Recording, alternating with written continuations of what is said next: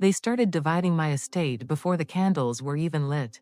It was my 72nd anniversary dinner. 50 years in that house. 48 of them married. And the dining room was glowing, crystal glasses, imported wine, the long mahogany table polished so brightly I could see my reflection in it. My son had flown in from Boston. My daughter drove up from Palm Beach. The grandchildren were dressed like a catalog. For a moment, I felt proud. I built this life. The lake behind the house shimmered in the sunset. The catered lobster was arranged like artwork. My daughter said, to Mom, she smiled. For everything she's built. It sounded warm. Until my son added, casually, we really should talk about the trust structure soon. Especially the lake house. I thought I misheard him. But then my daughter leaned forward. Well, obviously the primary residence would be easier to liquidate than the ranch property. Liquidate. I was sitting right there. They weren't whispering. They weren't waiting. They were discussing my inheritance like dessert had already been served, and I wasn't staying for it. I folded my napkin slowly. No one noticed. Welcome to Life Voices, where family drama turns into late-life justice. Subscribe for more emotional family stories. Tell me in the comments where you're watching from. I have hosted dinners in that house for 40 years. I know the sound of silverware against china. I know the difference between polite conversation and negotiation.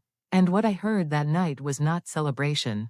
It was planning. They spoke about my assets the way bankers speak about portfolios, calm, efficient, detached. The investment accounts need consolidation, my son said, cutting his steak. At her age, complexity just creates risk.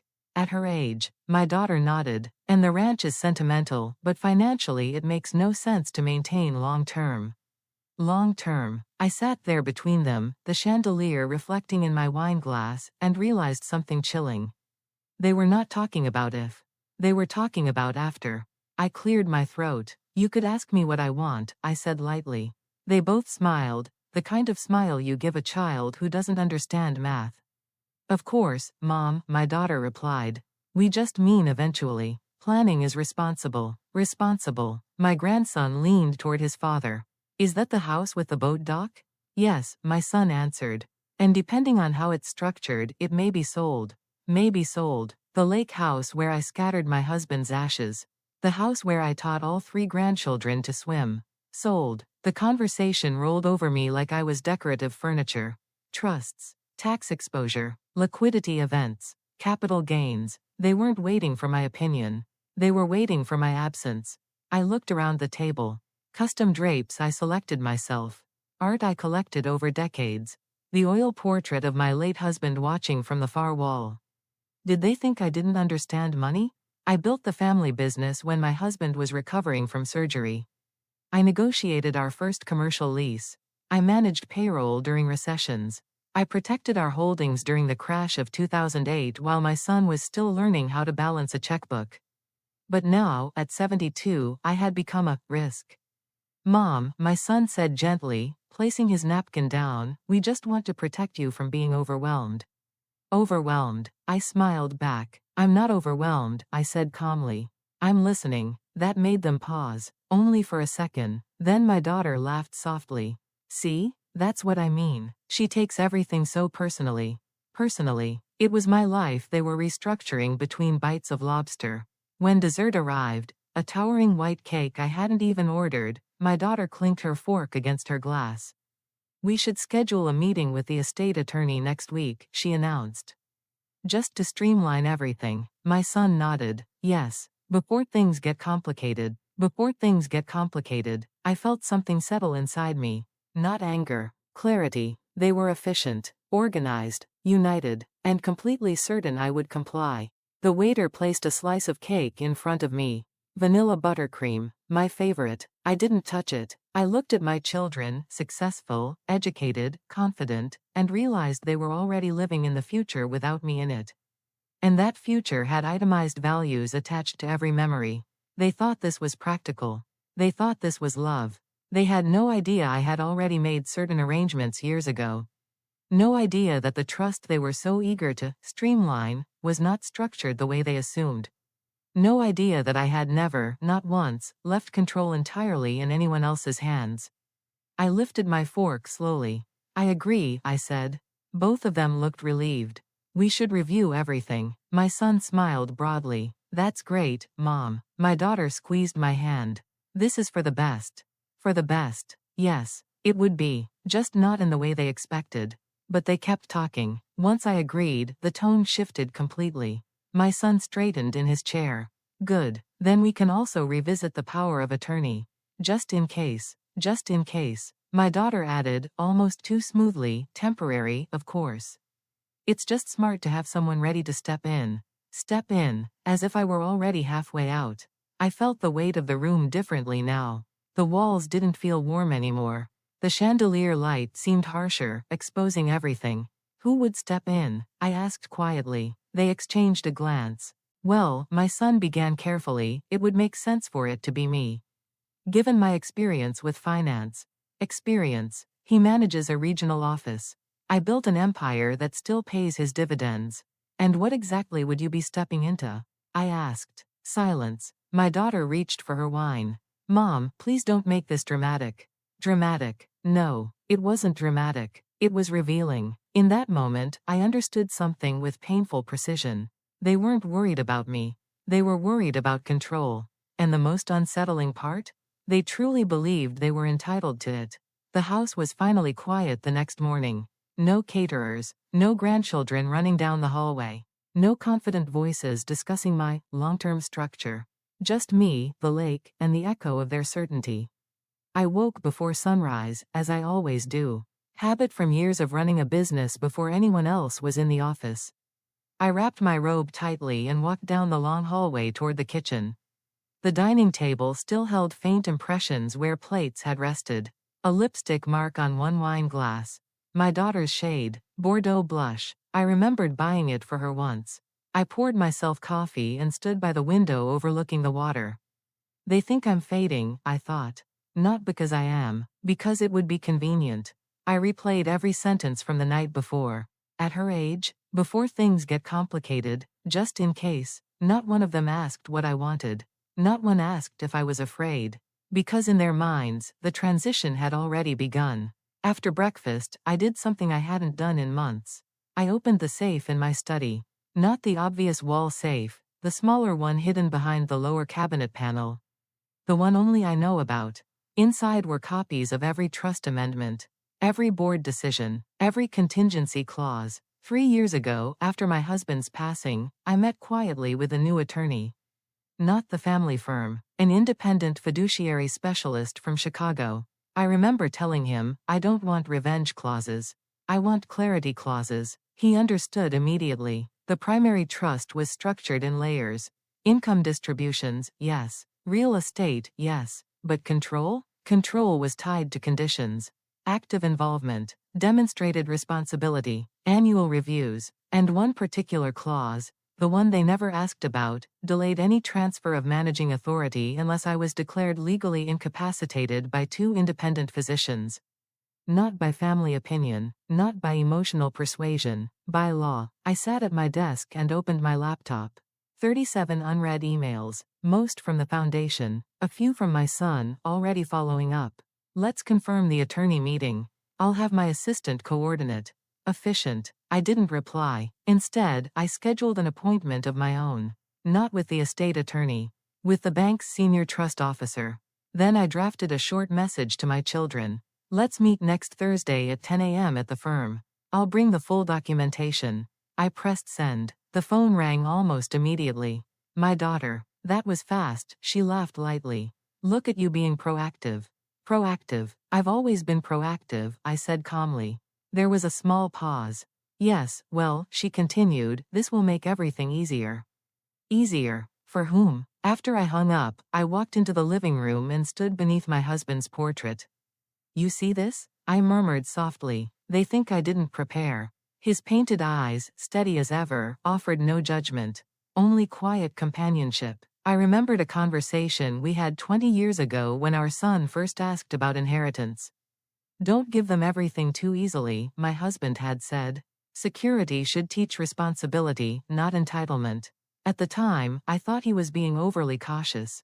Now I understood. That afternoon, I drove to the lake house alone. The dock creaked the same way it always has. The boards slightly warped from decades of summer heat. I sat at the edge, feet dangling just above the water. Sold. The word echoed again. They saw property value. I saw history. But history does not guarantee loyalty. Money does not guarantee respect.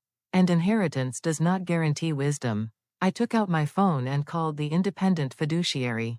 I'd like to activate the annual review early, I told him. There was no surprise in his voice. Of course. Has something changed? Yes, I said, watching the sunlight scatter across the lake. Perspective. He paused. Do you anticipate resistance? I smiled slightly. I anticipate disappointment. When I hung up, I felt something I hadn't felt in a long time.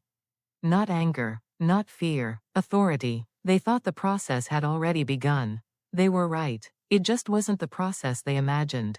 Thursday arrived bright and deceptively calm. I dressed with care, not in something soft and grandmotherly. In the navy silk suit I wore the day we acquired our largest competitor. The tailoring still fit, the shoulders still structured. I added my pearl earrings, not delicate but firm. Intentional. When I entered the law firm's conference room at exactly 9:58 a.m., both of my children were already seated. Prepared. My son had a leather portfolio open in front of him. My daughter had color-coded tabs marking sections of printed documents. They looked organized, confident, certain. Morning, Mom, my son said, standing to kiss my cheek. We just want to make this smooth. Smooth. My daughter smiled. We spoke to Jonathan earlier this week. He agrees consolidation is smart. Jonathan, the family estate attorney. I took my seat slowly. I've also spoken to someone, I replied. That caught their attention. The door opened and Jonathan entered, followed by a younger associate carrying a binder. We exchanged pleasantries. Water was poured. Pens aligned neatly along the table. My son began immediately. We've reviewed the current trust structure and identified redundancies. We believe adjusting control provisions now would simplify future transitions. Future transitions. Jonathan nodded carefully. There are certainly options. Options. I folded my hands. Before we discuss changes, I said evenly, I'd like a full reading of the current control clauses. Silence. My daughter blinked. Mom, that's not necessary. We already summarized. I'd like them read, I repeated calmly. Jonathan hesitated only a second before opening the binder. As currently structured, he began, managing authority remains solely with Mrs. Whitaker unless legal incapacity is determined by 2 independent medical evaluations. Power of attorney remains inactive. My son shifted slightly. Jonathan continued, in addition, annual fiduciary reviews assess beneficiary engagement and financial responsibility prior to any distribution increases or asset transfers. My daughter frowned. Distribution increases? Jonathan glanced at me. Yes, he said carefully. The trust includes performance-based adjustments. The air changed. My son leaned forward. Performance based on what? I spoke before Jonathan could. Active contribution to family enterprises. Responsible stewardship. Demonstrated collaboration. My daughter laughed lightly. Mom, this isn't a corporate board. No, I replied softly. It's more important than that. Jonathan cleared his throat. There is also a clause delaying any structural amendments for 5 years following the surviving spouse's death unless initiated solely by Mrs. Whitaker. My son's jaw tightened. That wasn't in the summary we reviewed. No, I said. It wasn't. Silence filled the room, thick and unfamiliar. For the first time since that anniversary dinner, they weren't speaking ahead of me. They were listening. My daughter tried again. Mom, we're just trying to protect you. I met her eyes steadily. From what? Neither answered. Jonathan continued carefully. There is one more component.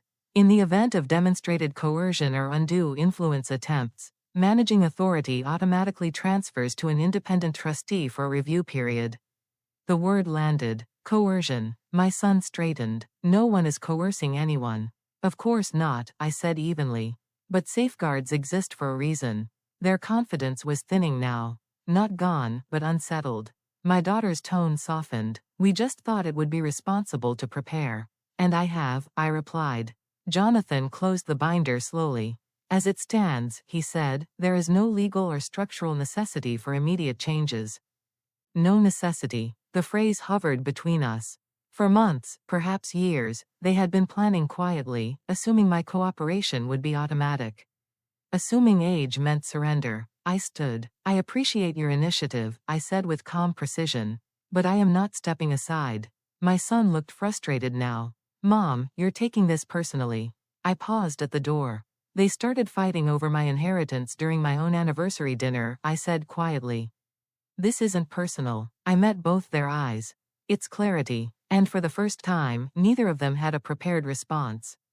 They were quieter after that meeting. Not defeated, just recalculating. My son walked me to the elevator. He used to do that when he was little, hold doors open, carry my purse, act protective in a way that felt sweet instead of strategic. Mom, he said carefully as we waited, you didn't have to surprise us like that. Surprise. I didn't, I answered calmly. You just didn't ask. The elevator doors opened. We stepped inside alone. He exhaled slowly. We were only thinking long-term. I know, I said. But long-term had somehow excluded me. When the doors closed at the lobby, he didn't hug me goodbye. He checked his phone. By that evening, the shift had begun. My daughter called first. Her tone was different now. Softer, measured. Mom, I hope you don't think we were attacking you. I stirred my tea slowly. Do you? There was a pause. No, we just thought it was practical. Practical. It's amazing how cruelty often disguises itself as efficiency. I have no objection to planning, I said. I object to being erased while I'm still alive. Silence. Then she changed direction. Well, maybe we should all take some space. Space. There it was. Not apology. Distance. Over the next week, the communication slowed. No casual updates. No quick texts about the grandchildren. No invitations to Sunday dinner. Instead, I heard through mutual friends that my son had consulted another financial advisor. My daughter had begun discussing future liquidity options with her husband.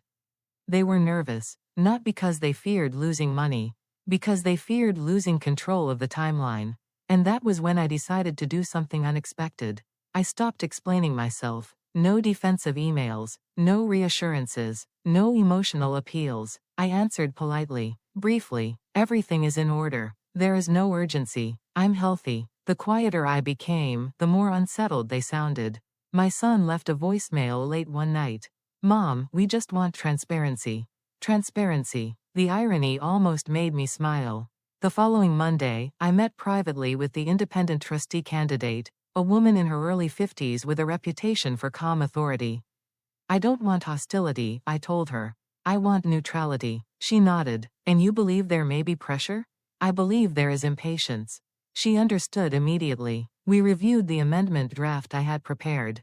Not a punishment. A pause. If any beneficiary attempted to accelerate control discussions without documented medical necessity, distribution reviews would automatically shift to the independent trustee for a 2-year oversight period. No money removed. No one disinherited. Just oversight. Accountability. I signed it that afternoon. No announcement. No dramatic confrontation. Just a quiet signature. That evening, my son called again. His tone had changed. Less confident. More searching. Mom, are we okay? I leaned back in my chair and looked out at the lake. We are, I said gently. But I am not a retirement plan. He didn't respond immediately. I never thought of you that way, he said. I didn't argue, because that was the problem. He hadn't thought about it at all. After we hung up, I felt something settle inside me. Not revenge, not triumph. Power. The kind that doesn't raise its voice. The kind that doesn't need to. They thought silence meant weakness. They were beginning to realize it meant something else entirely. And the more they realized it, the more careful they became. 2 days later, my daughter appeared at my door unannounced. She never does that. She stood on the porch with a pie in her hands, store-bought, still in the plastic container. An offering. Can I come in? She asked. I stepped aside. We sat in the kitchen, the same kitchen where she once did homework while I balanced ledgers at the counter. She avoided my eyes at first. Mom, I think things escalated. Escalated. No, I said calmly. They revealed themselves. She swallowed. We weren't trying to push you out. But you were preparing for it, I replied gently. Her fingers tightened around her coffee cup. You've always handled everything, she said. It's hard to imagine you not doing that. There it was. Not greed. Fear. They weren't planning my death. They were planning their stability. And they had confused inheritance with security. I'm not disappearing, I said quietly. But I am not surrendering control just to make you feel safe. Her eyes softened then, not with defeat, but with understanding she hadn't allowed herself before. We didn't think you'd fight back, she admitted. I smiled faintly. I didn't fight, I said. I stood. And sometimes, standing is louder than shouting. The shift didn't explode. It tightened, like a room slowly losing oxygen. For a few weeks after my daughter's visit, things appeared calmer. Polite texts, photos of the grandchildren, short check-ins about the weather. But beneath the surface, something else was moving. I received a call from Jonathan's office. Mrs. Whitaker, his assistant, said carefully, "Your son requested copies of all historical trust amendments." Requested? On what grounds? I asked evenly. He stated he was reviewing family continuity structures. Continuity. I thanked her and hung up. So they had adjusted tactics. If they couldn't accelerate control directly, they would analyze the architecture. I didn't call my son immediately. Instead, I scheduled another meeting, this time with the senior trust officer at the bank. We sat in a quiet glass conference room overlooking downtown. "You anticipated this," she said after reviewing the request. "Yes," I replied. "They don't like uncertainty. And you?" "I don't like entitlement." She smiled slightly. We reviewed the newly activated oversight clause. It was clean, balanced, protective without being punitive. "If they continue pressing," she said, "we can formalize the independent trustee transition early." I considered that, not out of fear, out of precision. "I'd rather they correct themselves," I said. "But I won't wait indefinitely." That evening, my son called. He skipped pleasantries. "Why didn't you tell us about the oversight amendment?" "Because you didn't tell me about your timeline for my disappearance." "But I didn't say that." "It's standard governance," I answered calmly. "You of all people should appreciate structure." He exhaled sharply. "It feels like you don't trust us." "Trust." The word hovered. "Trust isn't declared," I said quietly. "It's demonstrated." Silence. Then something shifted in his voice. "You think we were trying to take advantage of you." I didn't rush to reassure him. "I think you were getting comfortable with decisions that weren't yours yet." That landed. He didn't argue. He didn't apologize either. Instead, he asked the question that mattered. "What happens now?" "Now." I leaned back in my chair, watching the evening light stretch across the lake. "Now," I said evenly, "you live your lives. I live mine. And if, someday, control becomes necessary, it will transfer according to the structure I built. And if we don't like that structure? Then you should have asked about it before assuming it would change." He was quiet for a long time. When he finally spoke, his voice was smaller. "I didn't think you'd outmaneuver us." I smiled faintly. "I wasn't maneuvering," I said. "I was protecting." The next move surprised me. 3 days later, both of my children requested a private dinner. Just the three of us. No lawyers, no binders, just family. I agreed. But this time, I chose the restaurant. Not the lake house. Not my dining room. Neutral ground. As I prepared that evening, I didn't feel anxious.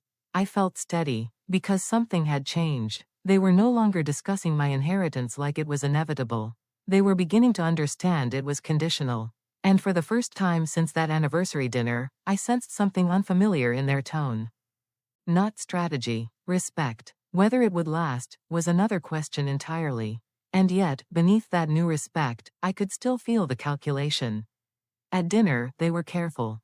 Too careful. No mention of trusts. No mention of consolidation. No mention of, "at your age." Instead, my son asked about my health. My daughter asked about my travel plans. They complimented the restaurant choice. They ordered modestly. They listened when I spoke. It almost felt like the past. But I have negotiated too many contracts in my life not to recognize a reset strategy. Halfway through the meal, my daughter set her fork down. "We didn't realize how it sounded," she said quietly. That was as close to an apology as I would get.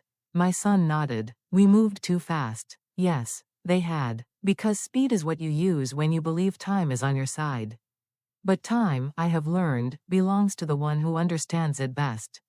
"I'm not your liability," I said calmly. "And I'm not your exit plan." Neither of them argued, and that told me more than any speech could have. When we parted that night, my son hugged me first. Not strategically. Genuinely. It wasn't reconciliation. It wasn't surrender. It was recognition. They had assumed the ending. Now they understood something far more unsettling. I am still writing it. The meeting happened on a Tuesday at 11 a.m., in the same glass conference room where people usually celebrate promotions and sign mergers. My son arrived first. He wore the calm face he uses in boardrooms, jaw set, shoulders squared, confidence rehearsed. My daughter walked in right behind him, carrying a folder even though we'd agreed. No paperwork, no pressure. She smiled too brightly, like someone entering a room where she doesn't know the rules anymore. I was already seated, not at the head of the table. Just centered, steady. The independent fiduciary, Marianne, sat to my right. The bank's trust officer sat beside her. Two women with quiet eyes and the kind of posture that tells you they don't need permission to speak. My son noticed them and froze for half a second. "Mom," he said slowly, "what is this?" "Clarity," I replied. He looked at Marianne. "Who are you?" Marianne offered a hand. "Independent trustee candidate and oversight administrator. I'm here to ensure the trust is executed as written." My daughter's smile faltered. "Executed? That sounds extreme." "It's accurate," the trust officer said calmly. "Nothing extreme is being done. Only what is already authorized." My son sat down, but he didn't relax. He placed his folder on the table like a shield. "Okay," he said carefully. "Let's just review the purpose of this meeting." The trust officer opened a binder, thin, neat, no dramatic stack of paper. She slid one page forward. "Mrs. Whitaker initiated an early fiduciary review," she said. "Based on recent beneficiary conduct and attempted acceleration discussions, the oversight clause has been activated." My daughter blinked. "Activated, meaning what?" Marianne answered, voice level. "Meaning distributions continue as scheduled, but any increase requests, asset sales, or control transfers require independent approval for the next 2 years."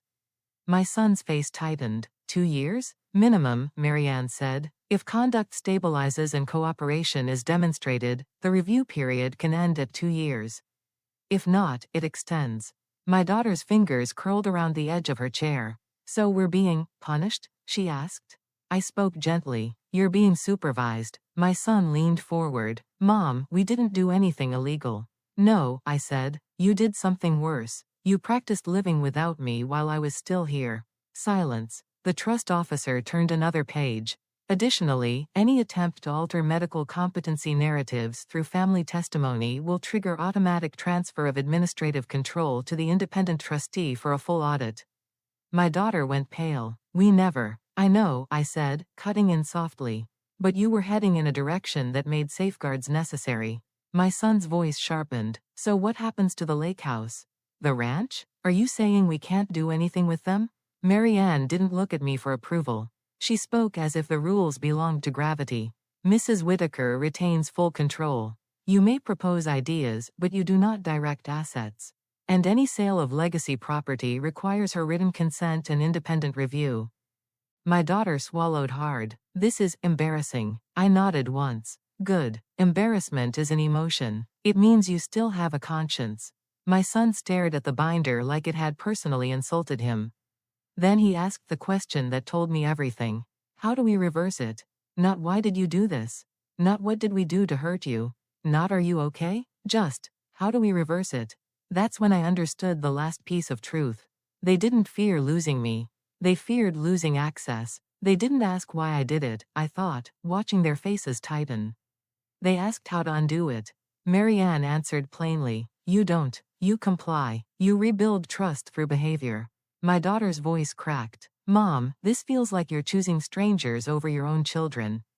I looked at her with calm exhaustion. "No," I said, "I'm choosing structure over manipulation. Neutrality over pressure. Peace over bargaining." My son pushed his chair back slightly, as if distance could restore power.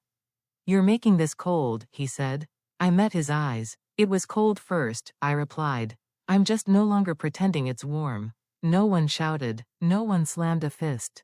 There was only the hum of the building's air system and the quiet sound of my children realizing they could not negotiate an ending that wasn't theirs to schedule. For a long moment, none of us moved. My daughter's eyes were glossy now, not with anger, but with something closer to disbelief.